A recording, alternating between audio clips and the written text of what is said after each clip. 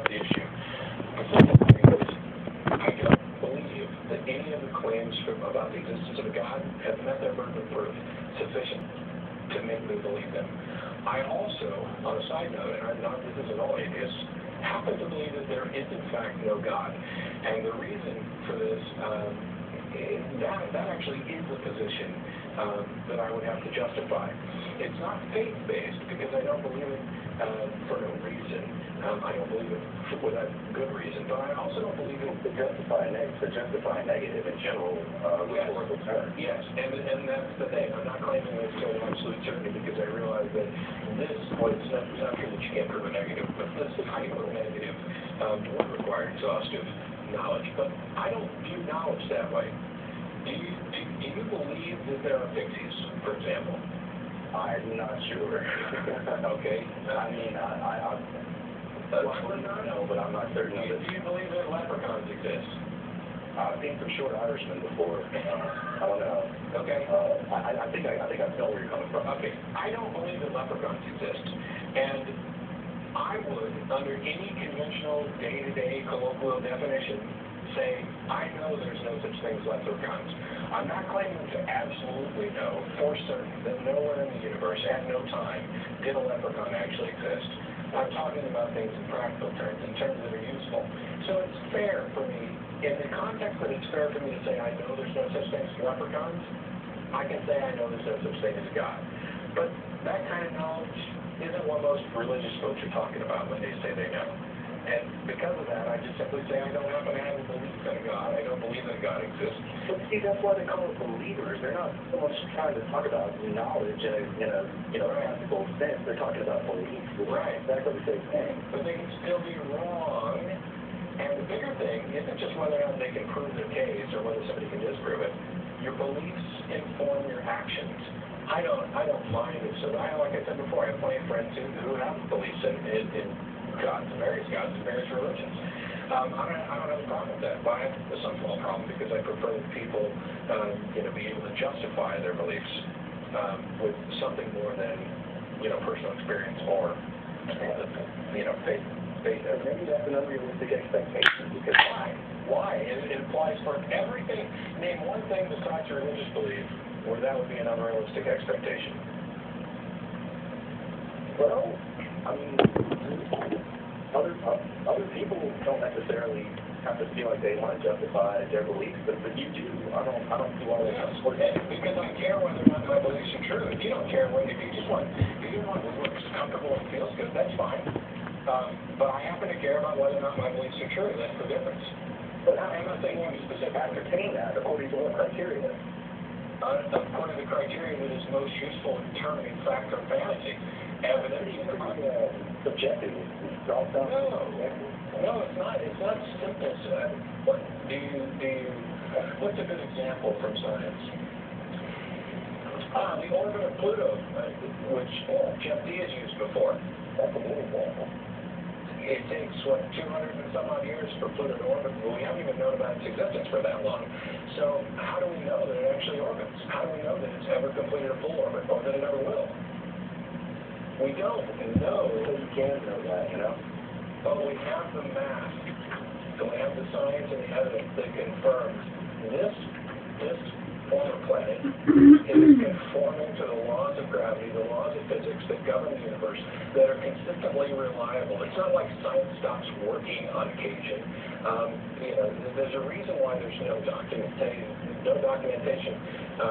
for a miracle, because these are violations of natural laws, and they just don't happen. There are things that we may not have a good explanation for right away, but nothing has turned physics on its head. Well, that's all very interesting, but I don't see a direct equivalency between physics and theology. You know why? Because one's real and one's not. One involves what we call knowledge, and one involves what we call belief, which are exactly the same thing. Okay. Do you think beliefs matter? I would hope so. I mean, if your beliefs inform your actions, wouldn't you want to know, to the best that you possibly could, we can't know everything, that your beliefs are true or likely true? Wouldn't you want to get rid of as many false beliefs as possible? Not necessarily. I mean, get to learn about things even if you don't necessarily agree with them. I didn't say learn about them. I said believe. I can learn about all kinds of religions. I'm not quite sure what you meant by that. I spent a great amount of time learning about all kinds of religions. I said beliefs. Don't you want to have as many true beliefs and as few false beliefs as possible? I do, yeah, but how would you know? It seems like a kind of a question. That's the question. How do you go about determining whether or not your beliefs are likely to be true or likely to be false? But see, who are we to assign likelihood to believe? Who else could? You don't think that we have any reliable method for distinguishing fact from fantasy? Nothing that's concrete.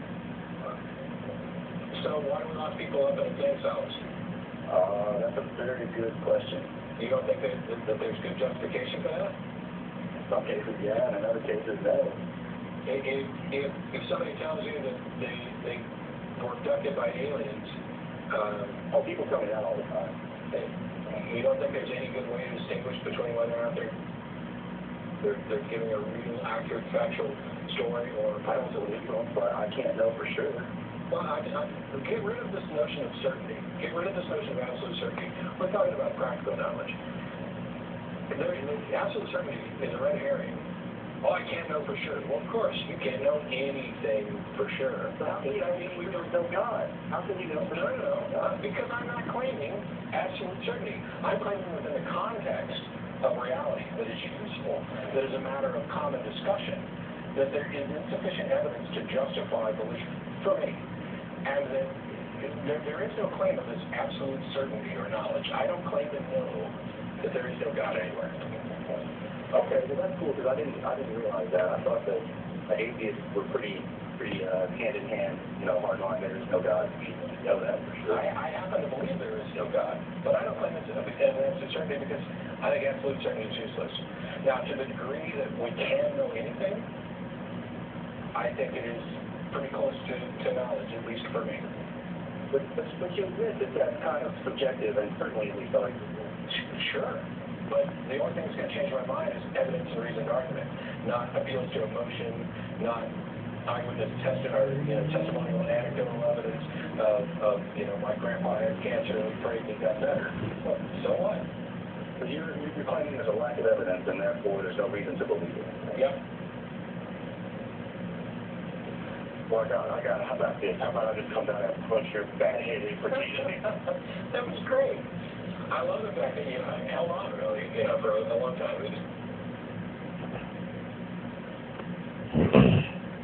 I'm going to go to the bathroom, and do you want to go to bed? You what? I'm going to go to the bathroom, and then do you want to go to bed? You want me to warm him up? Is that you, Bobo? It's a can of beefy feisty? No? Nope?